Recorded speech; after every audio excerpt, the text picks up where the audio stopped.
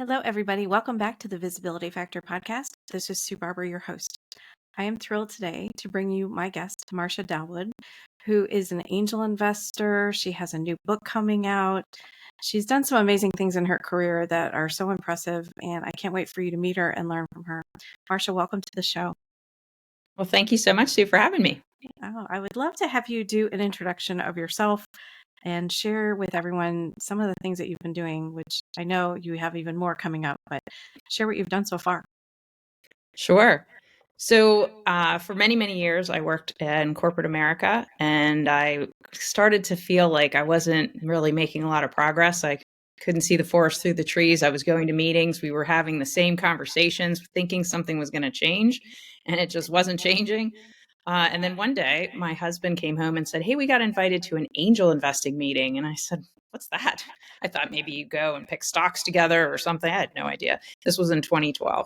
And so we went to the meeting, and we lived in Pittsburgh, Pennsylvania at the time. And I was just fascinated at how much innovation was happening right in my own backyard. I thought that you had to be living in Silicon Valley or be some big entrepreneur that nobody could really ever invest in or ever talk to.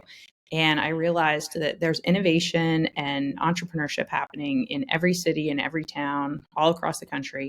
And I just became so amazed at the things that were happening. I was so used to working in my job and, hearing the same thing all the time. And then I'm going to these meetings and I'm learning about this technology and that innovation and that type of healthcare expansion. And I thought, oh my gosh, this is like so amazing. So I kept going to the meetings, and I would be asked to be on what's called a diligence team. That's where you would do a deeper dive into what the company was really doing before you made a final investment. And so I got to learn more about it. I thought, well, I don't really know how to do this. This isn't maybe for me. But I learned really fast. And there were a lot of people around me who had done it before, and they would help me learn. And so over time, I just thought it was just really fun and wanted to do more of it. Well, fast forward about 2 years into it, we moved and now lived in New York City. So I thought, whoa, there's going to be all kinds of really cool things happening in New York City, which there are. But I also learned very quickly that how little funding goes to women or people of color. And then my eyes really opened up to, wow, this is something that we need to start to change. So less than 3% of funding goes to women, less than 1% goes to people of color. And if you're a woman of color, forget it, you probably aren't getting anything or very little. But there's amazing things happening and amazing inventions and innovations that are happening, and people of all looks and sizes and shapes are all making these incredible innovations, and that we need to see them in the world. Oh, I loved all that. I remember hearing you start to talk about this, and I was thrilled because I didn't know much about it either. So I'm so glad you're here to start to open people's eyes to what's possible. I know that you and I had a conversation before we, met about a couple weeks ago, and we were talking about how people can do this in a way that doesn't require, millions of dollars to invest. Right. They can do it in smaller amounts. Can you talk a little bit about how that can happen for people and what they should do? Sure. I mean, I always thought this is just for the rich and the well-connected. Like, I didn't think I could do it. And even when we went to our first meeting and I was hearing the minimums, a lot of angel groups back in the day, the minimums were, 10, 15, $20,000. And I thought, oh dear, that's going to be very hard to do and build a portfolio. It would take years and years and years, and maybe even not ever happen because it just was way too much money.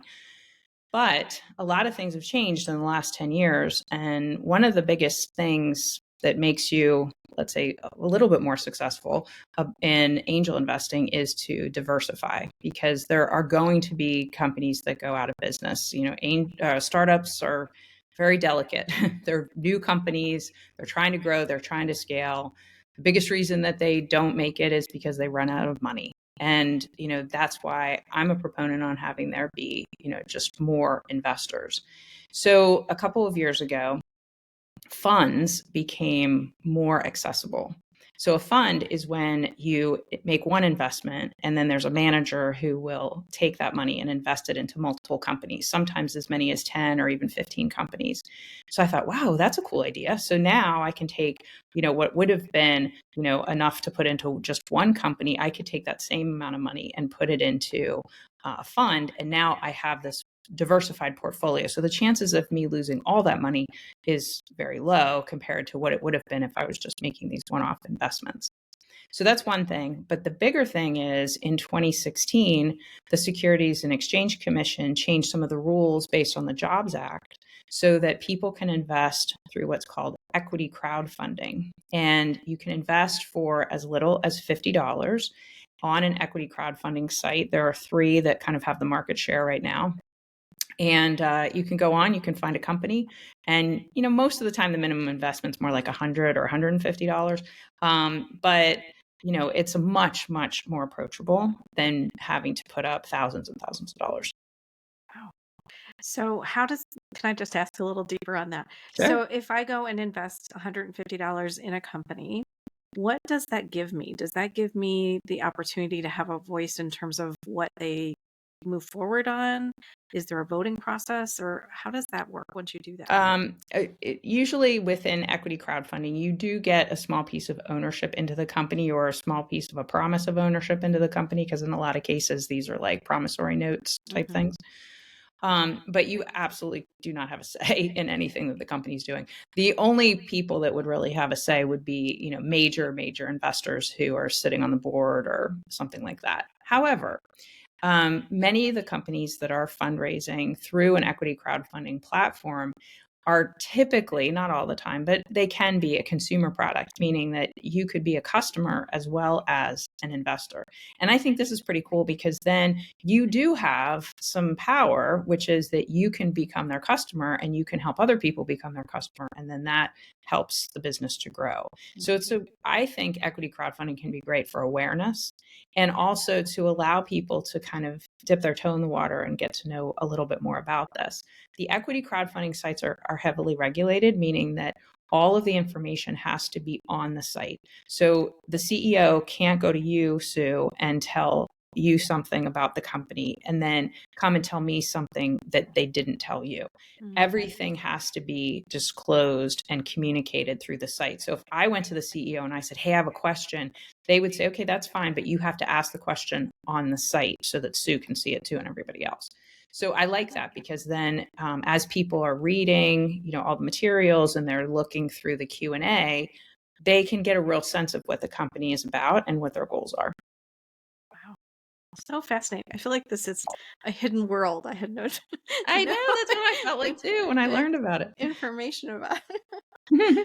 Well, you have done some really impressive things that you didn't really share in your past, and I would just love to hear how that happened for you. So, like, you were in the SEC Small Business Committee. You've done things in terms of like Angel Capital Association, Mindshift Capital, Golden Seeds. You've done a lot of amazing things. What advice would you give someone else who might be interested in getting further involved in things like this that you've been a part of? Yeah, I certainly didn't expect to all of a sudden have, all of these things that I was involved in related to angel investing. So I started in 2012. Literally didn't even know what the meeting was about. Move forward to 2015, I was asked to be on the board of the Angel Capital Association, which is basically the professional association of in the U.S. for angel investors. It's probably the biggest association of angel investors in the world. We do have some global members as well. And then in 2021, I ended up chairing the board for a 2-year term. And then from there, I was asked to be on the SEC's advisory committee for small business capital formation, where I serve there now. So it certainly wasn't expected.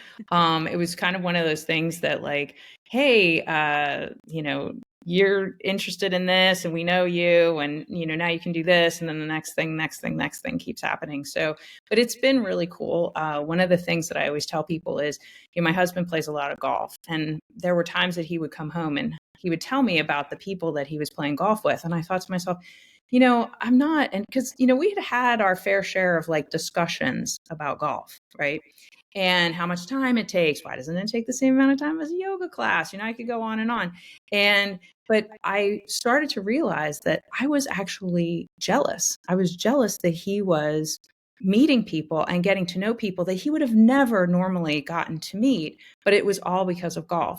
And I thought to myself, well, I don't want to play golf, no interest. But how can I find a golf course? And that's what angel investing is. I started to meet people that I would have never normally met, but we had a common interest now and we had something common to work on, and we were helping an entrepreneur, or we were helping a small company. And to me, that was just like so incredible to be able to do that and then be able to possibly, have a financial reward as well as all the emotional rewards that go with it. Mhm. I mean, it's a great example of finding something that you have passion for, getting Right. involved in it, and it opens up doors to opportunities and meeting people that you just probably never would have met had you not gone Exactly. to that first meeting. So that's really impressive. I would love to understand a little bit more about your book. Your book Yes. is coming out in September. It's called Do Good While Doing Well. And I know that you're trying to open up information for people to help them understand more about angel investing and all of that. But I'd love to hear, who is the book for and what are you really hoping that they'll learn by reading it? Yeah. So I wrote the book because I literally just got tired of watching companies, run out of money and not be able to move forward, and thinking to myself, well, I don't personally have the kind of wealth that I could just keep writing checks and keep writing checks. So what can I do? And I would talk to people and they'd be like, oh, that sounds really cool, angel investing. I don't know anything about it and I don't think I could do it. And I'd be like, well, why don't you think you can do it? Oh, that's only for rich people. And that's only for people who know a lot. And that you have to have, a lot of education around it. And actually, none of that is true. So there are a lot of myths out there. And while Shark Tank is a great show, we've invested in companies that ended up going on Shark Tank, and it's great, especially for marketing. But it does give the perception to people that you have to have a private plane or be Mark Cuban or something like that in order to invest. And so while there's all these myths out there, what I'm trying to do is say, hey, you can do good and go and help some of these companies that are doing amazing things. I mean, there are people working on everything from treatments for cancer and all kinds of other ailments, things to make your workflow and your workday better, things that can help children to learn. All of these amazing things are happening out there, but it's just there's not enough capital flowing to those companies, especially to the underrepresented founders. So I thought to myself, well, what can I do? Because unless I just kept buying lottery tickets and hoping I'd win, so that I could give all the money away to entrepreneurs, which I would totally do. What can I do as one person? And then I thought, well, so I ended up doing a talk at TEDx Charlotte in 2022. And from that, people would watch the talk and they would say, well, we're inspired. We want to do something now. What do we do? And I would say, oh, yes, that's hard to explain in 11 minutes. So, maybe a book would be helpful with a workbook and, some exercises that you do, make it really simple. But it needs to feel a little bit more approachable. In some cases, it just seems like, oh my gosh, I'd have to read financial and legal documents. And what if I don't understand those? And I don't want to make it an investment decision and look stupid or look like I don't know what I'm doing. So, there's a lot of stigma around the word investing and how we approach it and even how we approach money. And we're starting to talk a little bit more about that. You're starting to see more books on the subject and things like that. But I really wanted people to feel like this is something that's doable, that I can try. And you know what? You don't even have to try with money. What you can do is try with your time. Like if you wanted to help a company because you have a specific skill, and it could be anything. I'm talking like maybe you worked in HR, maybe bookkeeping, or maybe you can help with some technology type things. I don't know. Startups need all kinds of help. Even if you just wanted to be a shoulder to cry on, you don't have to have a therapy degree or anything like that. You can literally just be like a cheerleader and a shoulder to cry on. You could just sit there and listen as the CEO is complaining about, all of the crazy things that happen in startup world. And you can just sit there and nod and say, I understand. Like all of those things are very, very helpful to startups. So sometimes people start by just watching what's happening with companies and using a little bit of their time to help some of these companies get off the ground. I'm so glad you brought that up because I was going to ask you. I knew that you and I had talked about ways to invest your time versus if you don't have the money, that there are things that are needed by these companies that you might have the skill set or the experience in that they would probably love to have. If someone wants to do that, what's the best way for them to do that? Is that to reach out to companies that they know might need help, or is there a place to go where you can, I don't know, volunteer your time? Yeah, that's always a little bit of a tricky question, only from the standpoint that you're not going to really know the companies that are going to need the help because in a lot of cases the companies aren't saying, "Hey, I need a cheerleader or a shoulder to cry on," kind of thing. However, if you go to any type of a startup event that is happening in your town, so you could literally just go to Google and type in startup events in and then just fill in wherever you live. And it could be a big city, a small town, it doesn't matter. There will likely be something. There's some kind of entrepreneurial activity happening. And if you just started to go and talk to people and meet people very quickly, if you have the desire, the people, all of the things will come and it'll all kind of fall together. Hmm, nice. Okay, so one of the things that I love that you're doing is a documentary that you're working on a film, and it's called Show Her the Money. And I watched the trailer, and it's so impressive, honestly, just the conversations in that small amount of time in the trailer that were had around helping people get in front of people with opportunities, talking about the importance of investing in women, talking about the messaging, just as you kind of referred to here around money stories that many women grew up with. So I'd love to Mhm. have you share a little bit more about that when it's coming out. I think it's going to be an amazing show. Yeah, so it's a great film. I was asked toward the end of the making of the film if I wanted to be what's considered an associate producer or basically an investor in the film. And I was lucky enough to be able to get in, and a couple of my angel friends got in with me. And the film is on what we call our 50 city tour right now, although I don't know at the end of by the end of 2024 it could be more than 50 cities. It started at the beginning of the year, and what we've really been trying to do is bring awareness to the film through events. So, what happens sometimes with films is, and I'm learning a lot about this because I knew nothing about it before last year, um, is that if you all of a sudden put a film out and it goes right to streaming, let's say it's on YouTube or Netflix or whatever it is, it has its moment in the sun, like it's 15 minutes of fame, and then it kind of dies out. And this is such an important topic. And it's really, the film was made to bring awareness to this problem that we didn't feel that that was really the right way to go. So there's a 50 city tour. If you go to the website, which is simply showherthemoneymovie.com, you can see where the movie's going to be shown, where it's going to be screened throughout the country, and that gets updated pretty much weekly, if not daily, with all the different places. So we've already been to like San Diego and a couple places in California, Dallas, and we'll be back to some of those places again. We will be in Columbus, Ohio for the Angel Capital Association Summit in May. So lots of different places all over the country. We were just in Fargo, North Dakota, and it's won some awards at different film festivals, and it's a really cool it's a really cool film, and it's a really cool process of how we're rolling it out because at each of the locations, typically after the film is screened, it there's a panel, and at least one or two of the people who are associated with the film are there and can talk a little bit about the film. And then we usually get a local entrepreneur or two, or maybe an angel from the local area, and then have a conversation about how we can start to make improvements. But the way that we're going to improve this problem is to stop focusing on the fact that women get less than 3% of the funding and start focusing on the successes that they do have and the fact that more and more people can really get involved and be a part of this. Yeah, I think, the awareness piece is so important. There's so much that I think people just assume is true, right? And they don't Yes. ask questions because they grew up with different stories or different experiences. I just read something the other day.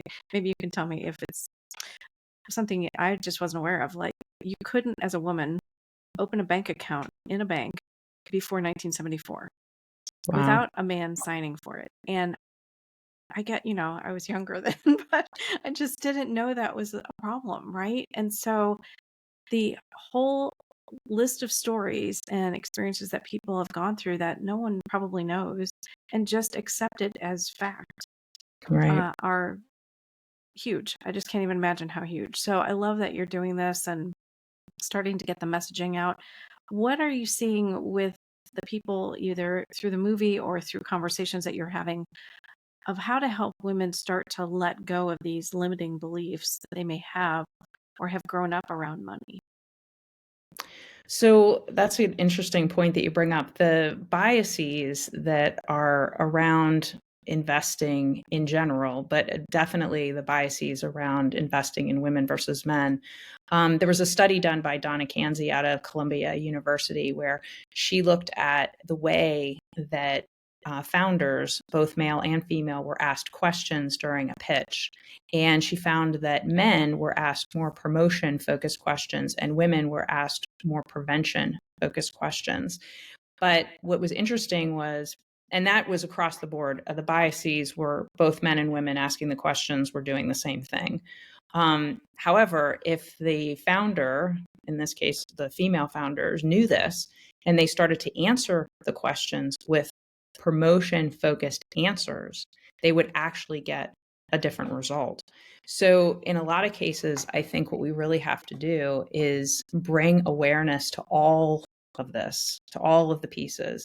And maybe then some of those limiting beliefs that women have will start to dissipate. But it's kind of like what I said earlier about the golf course thing. Men, that's a good example of men having, this what I call generational networking opportunities. These are things that have just gone on for generations and generations. Grandpa knew this person who knew that person. And there's, the country clubs and the alumni associations and all of those things. Women have only really been in the workforce since World War II. We're only now starting to see the metrics change for as far as colleges and MBAs and engineering and things like that. But we're not even close to figuring all that out yet. So we still have a long way to go. But I think we're making some pretty significant progress, and I think that's what will help to get more awareness and then get more people to get the funding that they need in order to make the innovation that they want to do. Yeah, I mean, just in that small clip on the trailer, just seeing some of those products, what people are creating and inventing is amazing. And you hate for those to not get out into the world because someone, Right. didn't believe that they could. Are you seeing imposter syndrome happening throughout these experiences too?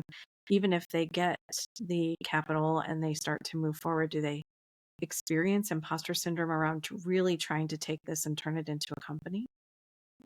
I mean, unfortunately, in a lot of cases, yes. But I think that, diversity in general will build better companies and better outcomes. So we need diversity of all kinds. We're not just talking about gender or race, even. I'm talking about everything from background, education, where you grew up. Your thought process is going to be different with all of the different things that you're exposed to.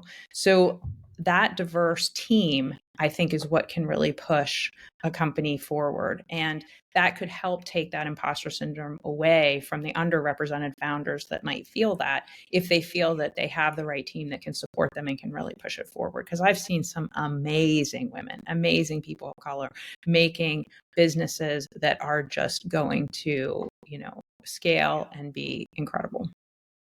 I loved the one woman in the trailer who talked about, I love money. I love having money. I love giving money to other people.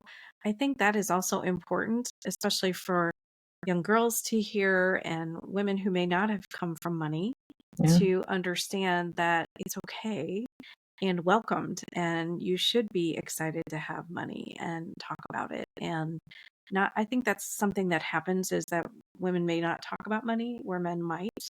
And so there's a bit of a, I don't know if I want to call it shame, but there's just this moment where they're like, I could talk about that, but somebody might judge me or somebody might say Right. something, right? I don't know. Has Right. that been your experience as well? Yes, absolutely. And in fact, I think as women, we are even more conditioned for that. Oh, well, I shouldn't say how much money I made, or how, Hmm. what I'm going to spend on that, or how much my house cost, or anything that has to do with money, because we look at being judged. If you have too much money, you're judged. If you don't have enough money, you're judged. I mean, there's so much judgment around it. But if we actually talk to each other more about it, we might have a better understanding of how a lot of these things work. Think of how much money is actually sitting on the sidelines that could be put to work in some way, shape, or form. And women who are coming into an amazing amount of wealth over the next 10 or 15 years, we're going to need to make sure that women are getting the same type of opportunities. Men, they'll just text each other, or they'll just call their broker, or whatever they're doing. And women, as women, we kind of feel like, oh no, we have to know everything. We have to make lots of decisions. Well, I worry that our decision making will take too much time, and we're going to actually end up losing out on some, potential gains. Oh, that's a great point. And, I was thinking also before you started that it's also impacting people's ability to ask for, increases in salary or ask for more during negotiations of taking a new role. Like, I want, stock, I want bigger bonuses. I think that's also been something that Yeah, held, women back for a long time and probably put them behind in, financial terms for maybe the rest of their lives, right? So I love yeah, that there's more people doing that now. Anybody I coach, I'm like, if you haven't negotiated, we have to talk because I want to make that's sure right. that you're asking for more, not just accepting what someone offers you, which has been the norm for a long time. Right. Yeah, so sad. Okay, so you also have a podcast I called Angel do. Next Door. Talk a little bit about that and who you have on the show. Right. So I started it because, and as the name implies, the angel next door, I'm trying to show that anybody can be an angel, and you could be living next door to somebody, kind of like the millionaire next door concept. And the show really I try to feature people who have either been an angel investor and how did they get there. So they tell their backstory about how they learned about it, maybe where they got their wealth from, or if they are wealthy, or where they found out about it and started doing equity crowdfunding.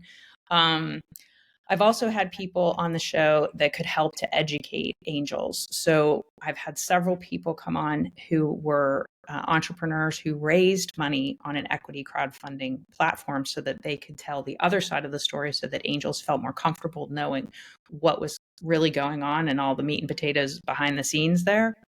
I've had people come on and talk about investing through what is called a donor advised fund, which is a philanthropic fund that anybody can pretty much set up with like a Fidelity or something like that. However, these donor advised funds sometimes sit in these accounts for long periods of time, and they aren't necessarily used for anything other than maybe they're invested in a mutual fund or something like that. But those funds can be self directed toward a for profit company.